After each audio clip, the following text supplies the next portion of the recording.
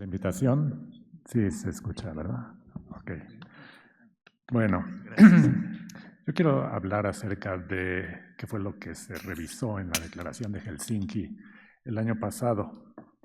Ya vamos a cumplir un año de que salió la nueva versión, ¿sí?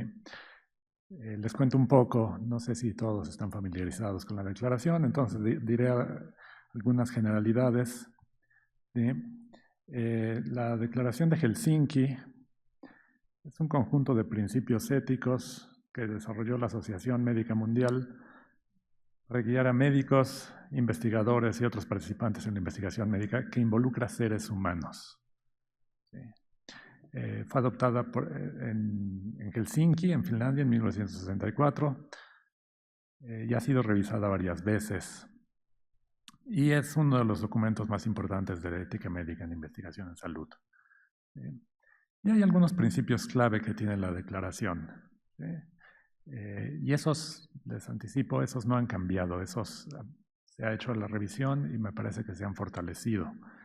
El primero es el respeto por las personas, protección de derechos, dignidad y bienestar de los participantes en la investigación, el principio de respeto al consentimiento informado, es decir, que los participantes sean informados adecuadamente sobre el propósito, los métodos, beneficios, riesgos, naturaleza voluntaria de su participación, que el consentimiento informado no sea un mero trámite, como suele ser, por ejemplo, en tratamientos, en que suele ser más bien un documento donde los pacientes renuncian a sus derechos en favor del médico y no se les informa de mucho, ¿no? Que no sea eso. Evaluación de riesgos y beneficios. Los investigadores deben considerar cuidadosamente los riesgos y beneficios potenciales de la investigación y asegurarse de que los beneficios potenciales justifiquen los riesgos. Que haya revisión ética independiente. Toda investigación debe ser revisada por un comité ético independiente antes de ser iniciada. Prioridad del bienestar de los participantes. Deben tener prioridad sobre los intereses de la ciencia y la sociedad, ¿sí? Porque este es un caso en donde hay mucha tensión entre el avance de la investigación científica y consideraciones éticas de protección a los participantes. Acceso a intervenciones y tratamientos eficaces. Los beneficios de cualquier intervención eficaz descubierta en el estudio deben estar disponibles para todos los participantes y, si es posible, para las poblaciones afectadas.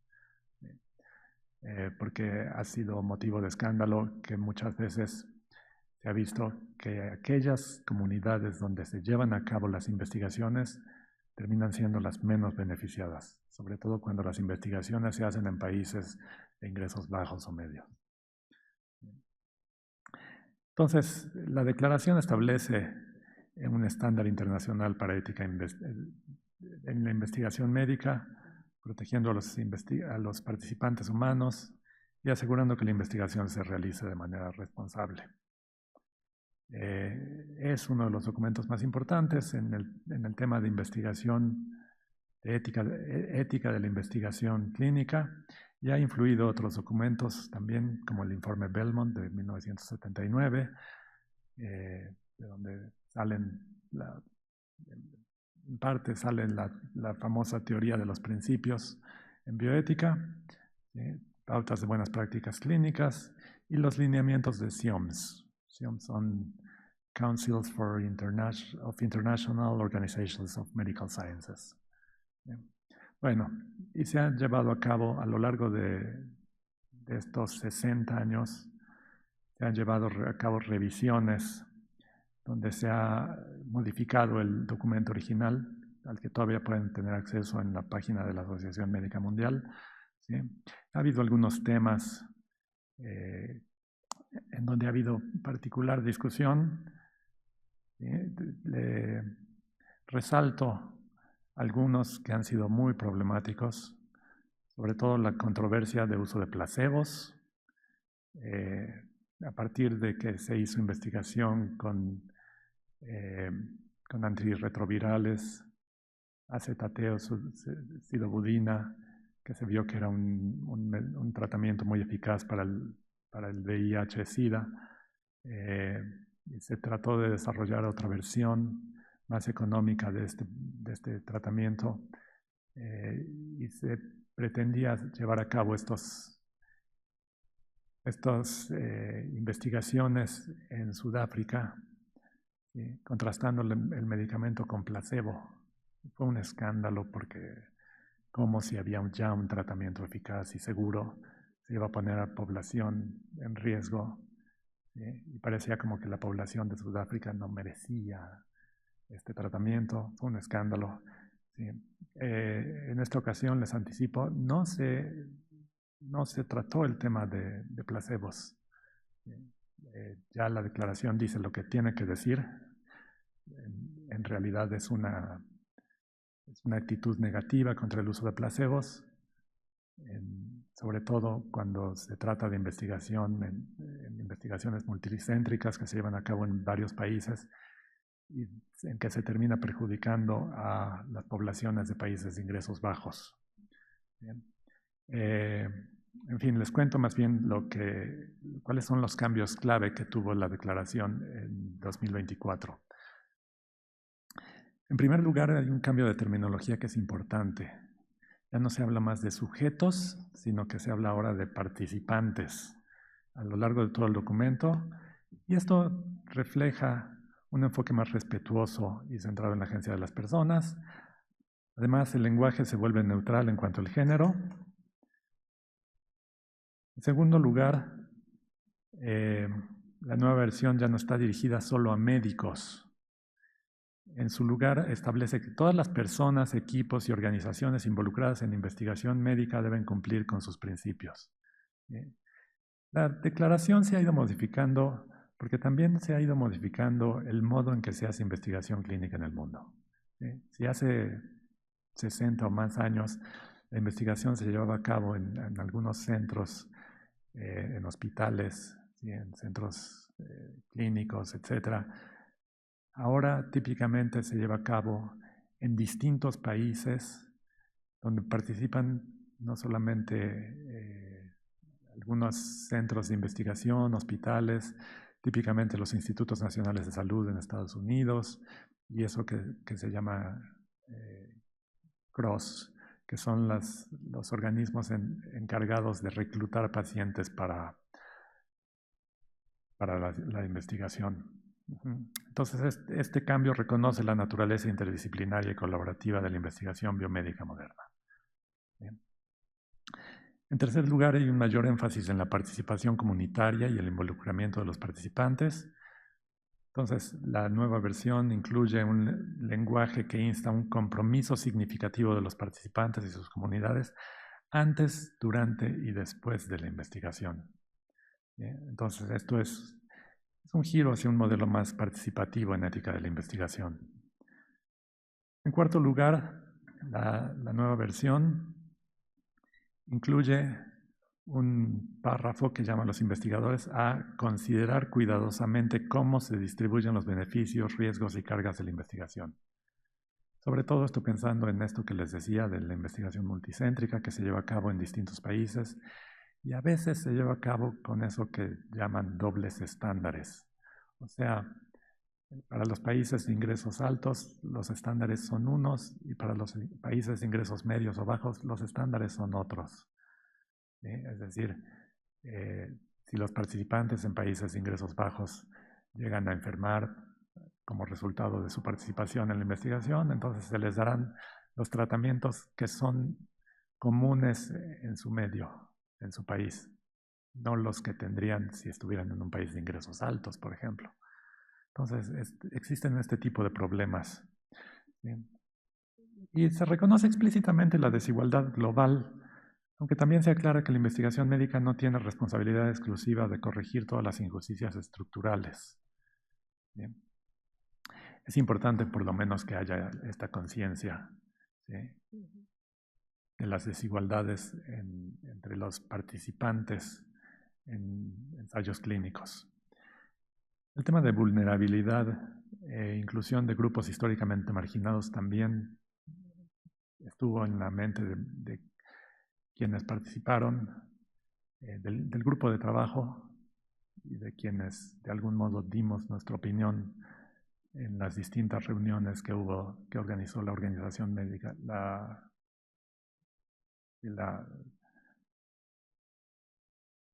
la World Medical Association.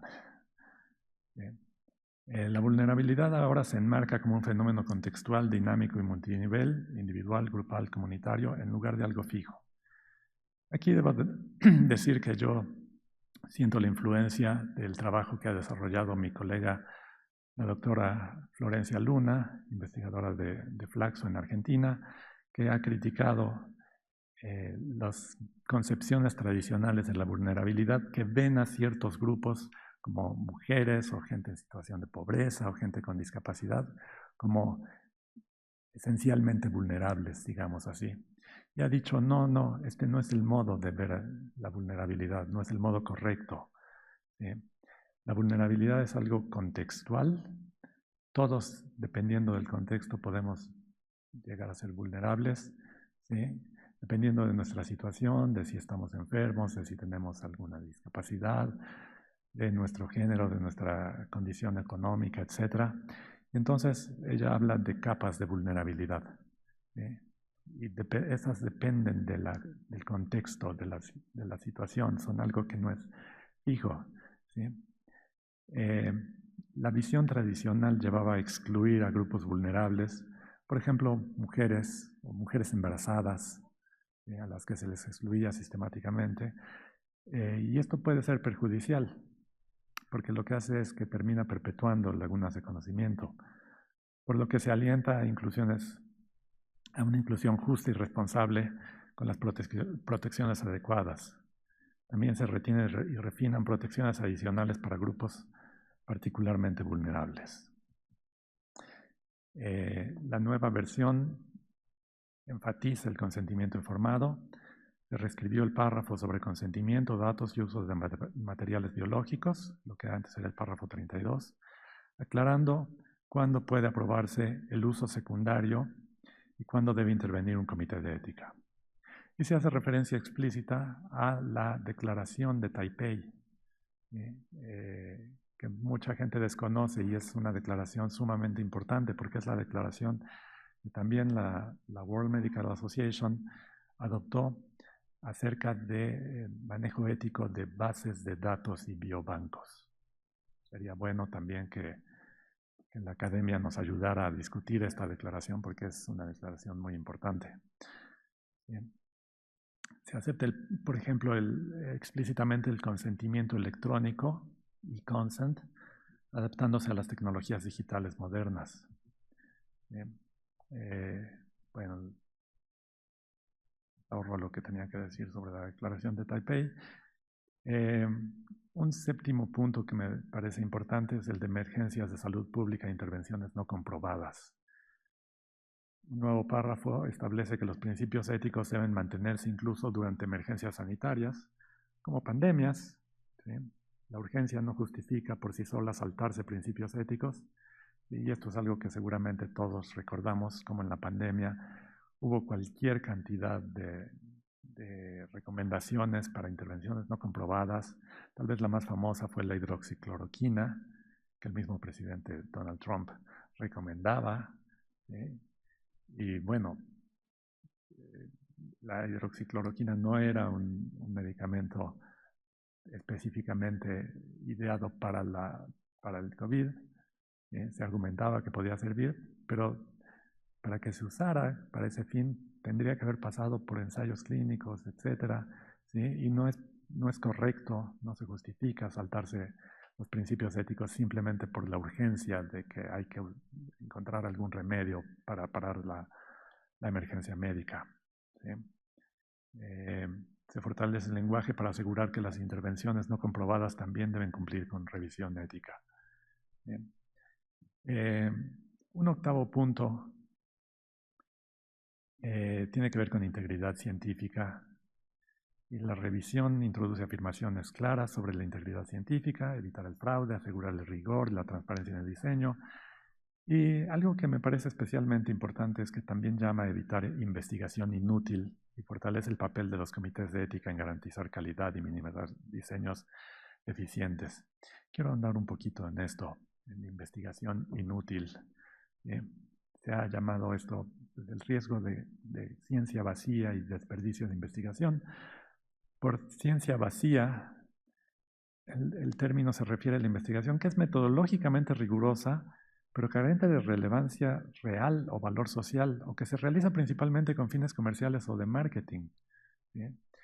Si ustedes saben algo de investigación que llevan a cabo compañías farmacéuticas, que en general no la llevan a cabo las compañías farmacéuticas, sino universidades, muchas veces públicas, agencias como los institutos nacionales de salud en Estados Unidos, o sea, se realiza con fondos públicos. Pero bueno, la que llevan a cabo las compañías farmacéuticas, en su gran mayoría,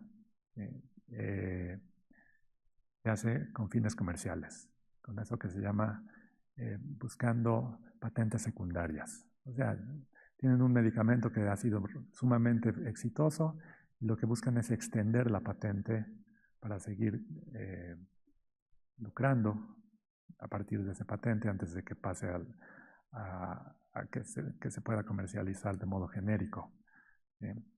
Entonces, se ha calculado que el 77% de la investigación que llevan a cabo las compañías farmacéuticas va encaminada a patentes secundarias, a eso que se llama el fenómeno de evergreening, a seguir regenerando medicinas que ya se ha visto que servían y se les cambia una molécula. ¿Sí? Y muchas veces, no siempre, pero sí muchas veces se tienen que llevar a cabo ensayos clínicos, ¿sí? Y se recluta a mucha gente solo porque la compañía farmacéutica tiene interés en extender su patente. ¿Sí? Muchas veces los críticos argumentan que algunos estudios, si bien son sólidos, no abordan problemas de salud urgentes ni conducen a mejoras significativas en la atención médica. ¿Sí? Por ejemplo, uno de estos críticos es David Haley, que dice que la industria farmacéutica realiza investigaciones que, si bien son metodológicamente sólidas, están diseñadas principalmente para comercializar medicamentos, las famosas medicamentos Me Too, en lugar de abordar necesidades clínicas reales. Y esto, dice, resulta en una ciencia vacía que prioriza el éxito comercial sobre los avances genuinos en la investigación médica.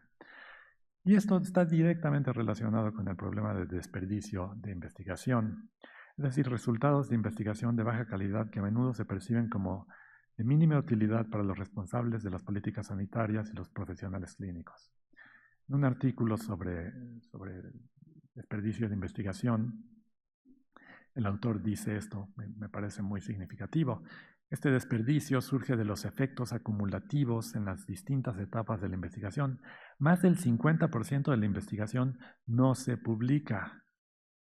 Más del 50% presenta fallos de diseño evitables y más del 50% es inutilizable o se informa de forma incompleta o ambas cosas. Si se estiman financieramente las pérdidas debidas al desperdicio de investigación, alrededor del 85% de la inversión en investigación, lo que supone miles de millones de dólares, se pierde debido a un fallo corregible. Bien. Entonces, buena parte de la investigación no se publica, no se hace pública, y eso, como dice esta nota, es peligroso.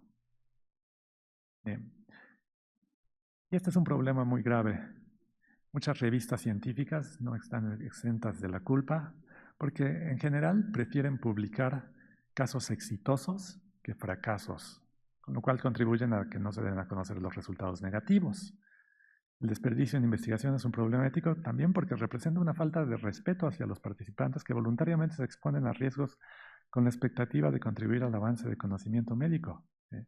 Pero una gran mayoría de la investigación clínica que se hace no tiene los resultados, no se publica, hay resultados negativos que nunca se dan a conocer, con la consecuencia de que otros que hacen investigación clínica vuelven a hacer los mismos experimentos o experimentos similares, investigaciones, ensayos clínicos similares, ¿sí? Con lo cual se pierde mucho dinero, que suele ser dinero público. Entonces, el uso ineficiente de los recursos que podría haberse dirigido a investigaciones más valiosas o necesarias. Y quiero subrayar que también afecta el uso de animales en la investigación preclínica, ¿sí? Porque como no se comparte esa información, pues se siguen usando millones de animales en investigación preclínica, ¿sí?, cuyas vidas podrían salvarse si se dieran a conocer estos resultados negativos. Incluso les comento que hay revistas como esta revista, The Journal of Negative Results in Biomedicine, ¿sí?, que publicaba el British Medical Council, simplemente han desaparecido, ¿sí?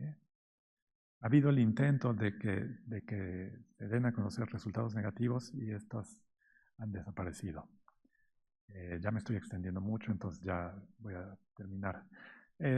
Finalmente se enfatiza que los comités de ética deben tener recursos adecuados, independencia y competencia para cumplir con su función. Bien. Se profundiza su papel para aprobar usos secundarios, acceso posterior a los tratamientos, supervisión del cumplimiento. Bien.